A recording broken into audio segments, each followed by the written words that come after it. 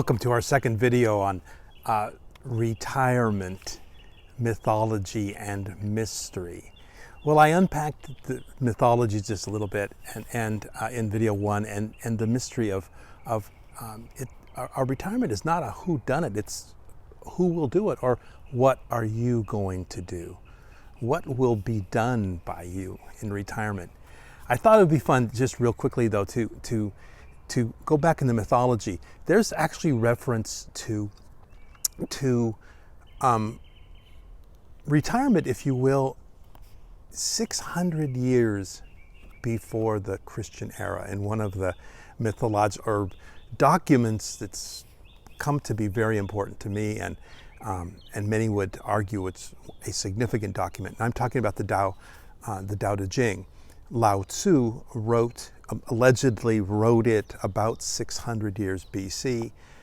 No one really knows for sure much about him. There's mystery surrounding it.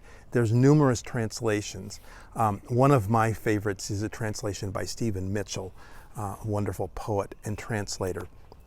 There are many others.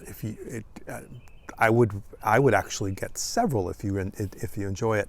But let me read the 9th verse of the Tao and think about the mythology of retirement and what it may mean. I think it'll be enlightening. Here's verse 9 of the Tao, translated by Stephen Mitchell. Fill your bowl to the brim, and it will spill. Keep sharpening your knife, and it will blunt. Chase after money and security, and your heart will never unclench. Care about people's approval, and you will be their prisoner. Do your work, then step back, the only path to serenity. So the word retire means to step away, to step back. So one could actually maybe include it here, do your work, then retire, the only path to serenity. Anyway, what I want to point out is that just stopping working and having money and doing whatever we may have planned may prove to be exactly right for you, for many of us. And then I think there are others who maybe want to do more or want to plan.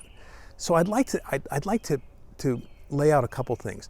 The wonderful writer who has a book called Dare, George Jurgian, has coined the phrase or the term refire and rewire instead of retirement. I like that a lot, because we're not like stepping away and into the ditch or something like that.